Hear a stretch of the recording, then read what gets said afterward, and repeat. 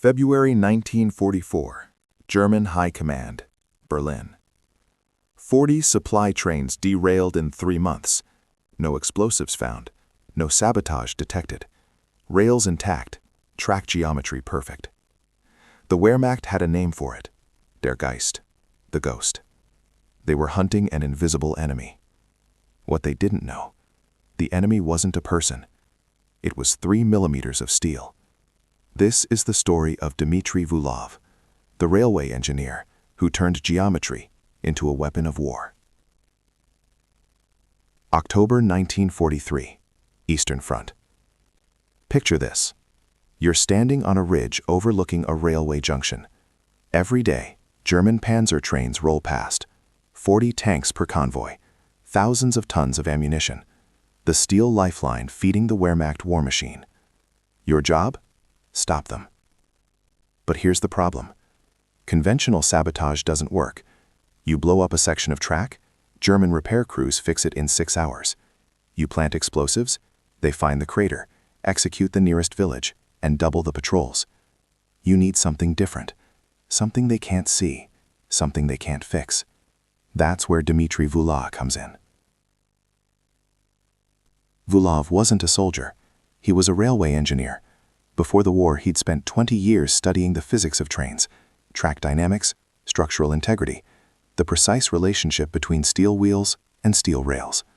While other saboteurs were thinking about bombs, Vulov was thinking about millimeters, and that difference would change everything.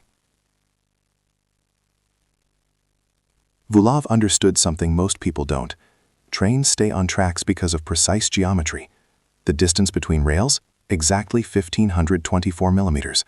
The angle of the wheel flange, precisely calculated. The weight distribution, carefully balanced. Change any of these by just a fraction, and physics does the rest. So Vulov asked himself a question. What if we don't destroy the rails? What if we just shift them? 3 millimeters. That's all it would take. 3 millimeters to widen the track gauge at a single point. 3 millimeters to upset the delicate balance of a 1,000-ton train traveling at 60 kilometers per hour. The math was elegant, brutal, perfect. As the train's wheel flange hits the widened section, it climbs. For a split second, it rides on top of the railhead. Then gravity and momentum take over. The wheel slips, the entire train follows. No explosion, no warning, just physics. But theory is one thing, reality is another. Vulov needed to test it. October 23, 1943, 2 a.m., near Mogilev. Vulov crouched beside a rail line, his breath forming clouds in the frozen air. In his coat pocket, 3 pieces of metal, each one precisely 3 millimeters thick, thinner than a coin, lighter than a bullet. He pulled one out, positioned it beneath the rail, right where it met the wooden sleeper. 2 hammer strikes, quick, quiet. The metal shim disappeared into the gap, invisible to the eye, undetectable by touch. He moved to the next location, then the next, a curve in the tracks where centrifugal force would amplify the effect. 9 minutes, 3 shims placed. Then he melted into the darkness. 6 hours later, the ground began to rumble.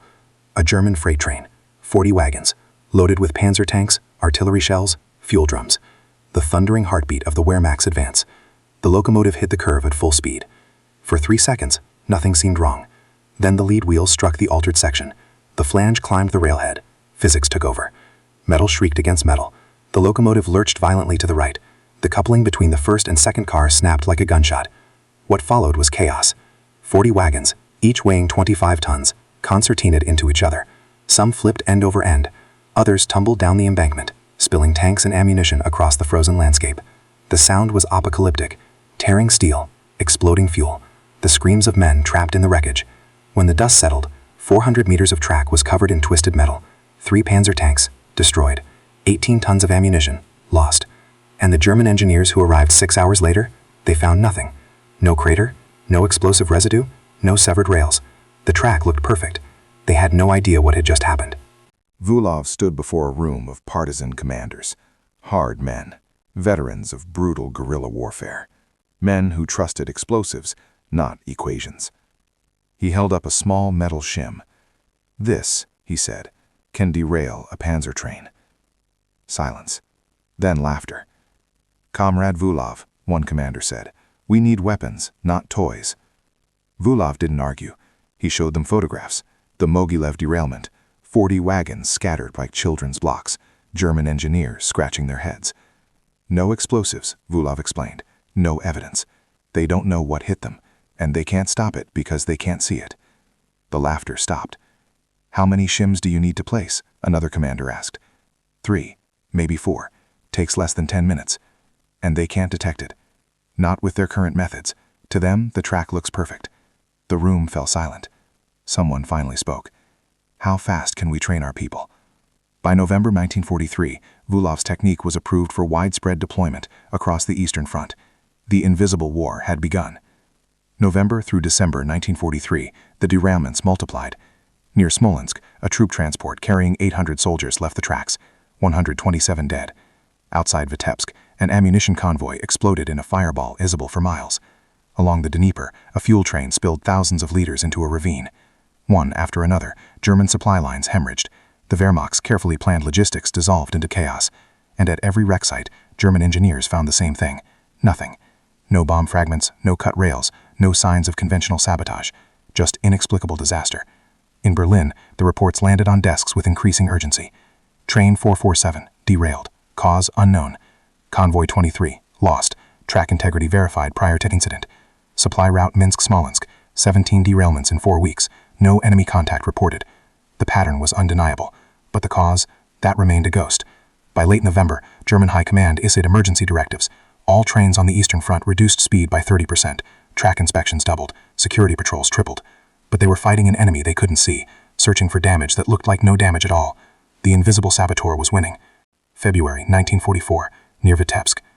Oberlieutenant Klaus Hoffman knelt beside yet another derailed train, his uniform covered in ash and oil. He was tired, frustrated, and desperate for answers. For months, his engineering team had examined dozens of wreck sites.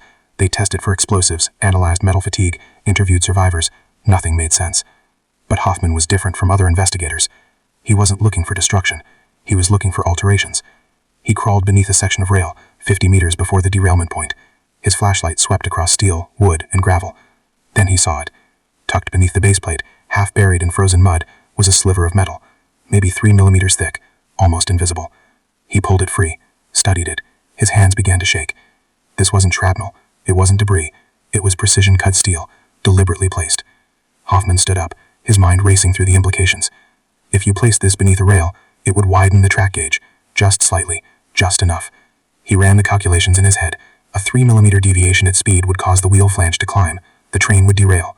No explosives needed, no visible damage, just geometry. Mein Gott, he whispered. He'd found the ghost. Within days, Hoffman's discovery triggered a massive response.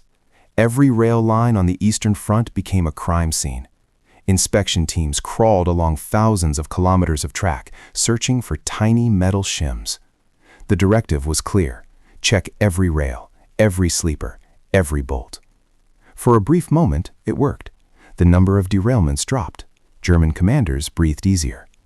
But the cost was staggering. Train speeds, already reduced by 30%, dropped another 20%.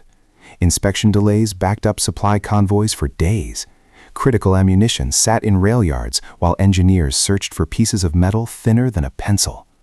The German railway system, once a model of efficiency, ground to a crawl. And then Vulov adapted. He'd anticipated this.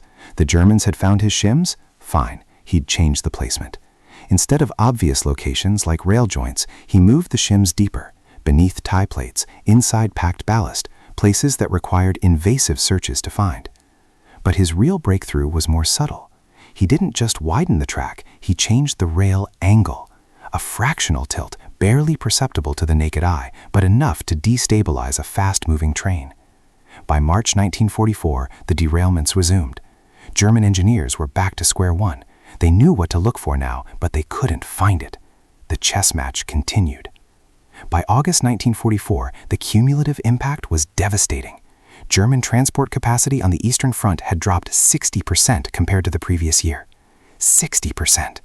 Not from bombing raids, not from direct combat, from millimeters of steel placed by saboteurs in the night. The numbers tell the story. Over 40 major derailments, 18,000 tons of supplies lost, 91 armored vehicles destroyed before reaching the front. But the real damage went deeper. Every train now crawled along at reduced speed, afraid of the invisible threat. Every convoy was delayed by intensive inspections, thousands of soldiers diverted from combat duties to search tracks. The Wehrmacht's logistical machine, once unstoppable, was choking on its own paranoia. And Vulov? He kept adapting, kept evolving. Every German countermeasure met with a new technique. It was a war of intellect, engineer versus engineer, millimeter by millimeter. And the engineer with the shims was winning. By late 1944, Vulov's technique had spread beyond the Eastern Front. Soviet intelligence recognized its value. This wasn't just effective sabotage, this was psychological warfare. An enemy that couldn't be seen, couldn't be stopped, couldn't be understood. Coded instructions traveled west, to the French resistance, to Yugoslav partisans, to underground networks in Belgium and the Netherlands. The invisible war went global. In France, German supply trains heading to the Atlantic Wall began derailing mysteriously. In Yugoslavia, convoys destined for the Balkans met the same fate. Each resistance group adapted the technique to their terrain. Some used wooden wedges instead of metal, others targeted specific rail types. The core principle remained: 3 millimeters, invisible, unstoppable. German security forces tried to adapt: harsher patrols, more frequent inspections, brutal reprisals against nearby villages. But how do you stop an enemy you can't see? By early 1945, German rail capacity in occupied Europe had dropped an estimated 15%, not from Allied bombing, from shims. The Third Reich was being dismantled, 3 millimeters at a time. May 1945. The war ended. Dmitri Vulov quietly returned to civilian life. No medals, no parades, no public recognition. He resumed his work as a railway engineer. The same hands that had crippled the Wehrmacht now built peacetime infrastructure. His children asked about the war sometimes. He'd tell them about the cold, about friends lost, about the mathematics of survival, but never about the shims. That story remained classified, a state secret, too valuable to reveal, even in victory. For decades, Vulov's contributions stayed buried in Soviet archives. His brilliant 1926 doctoral thesis on railway geometry wasn't published until 1958, and even then it was presented as pure theory, no mention of its wartime application. But secrets have a way of surfacing. Through captured German documents and post-war interrogations, Western intelligence pieced together the puzzle: the mysterious derailments, the invisible saboteur, the 3mm weapon. Vulov's technique found its way into classified NATO anti-insurgency manuals, a testament to its effectiveness, even in peacetime. And ironically, the very success of his method led to its obsolescence. Modern track geometry measurement systems can detect deviations as small as 1 millimeter. What was once invisible is now instantly detectable. Vulov's low-tech genius had forced the development of high-tech defenses. The Soviet archives began to open. Among thousands of declassified documents, researchers found operational reports detailing the Eastern Front sabotage campaign. The mysterious derailments finally had a name: Vulov. In 1991, a Russian historical journal published the first public account. The invisible saboteur, silent for 46 years, finally stepped into the light. But widespread recognition took longer. It wasn't until 2003 that the Russian Railway Museum created a small exhibition. Among gleaming locomotives and historical artifacts, a modest display case held 3 small pieces of metal, the shims that had changed the course of war. Dmitri Vulov had died in 1977, age 73. He never sought fame, never wrote memoirs, never claimed credit. But his legacy was written in twisted steel across 2 continents. So, what do we learn from Dmitri Vulov? That the most devastating weapons aren't always the loudest. Sometimes they're silent, invisible, 3 millimeters thick. That innovation comes from unexpected places, not from military academies or weapons labs, but from a railway engineer with a deep understanding of physics. That warfare isn't just about firepower, it's about intellect, about finding vulnerabilities in systems that seem invincible. Over 40 German trains derailed, 18,000 tons of supplies lost, 91 armored vehicles destroyed, a 60% reduction in transport capacity on the Eastern Front, all from pieces of metal you could hold in your palm. Vulov proved that you don't need to destroy infrastructure to defeat it. Sometimes you just need to shift it. 3 millimeters. That's all. The Germans eventually adapted. They found ways to detect and counter his methods.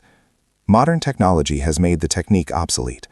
But for 2 critical years, from 1943 to 1945, Dmitri Vulov fought a war that defied every rule of combat. He weaponized geometry, turned precision into destruction, made the invisible lethal. And in doing so, he showed that sometimes the smallest changes create the biggest impacts. 3 millimeters that changed the war.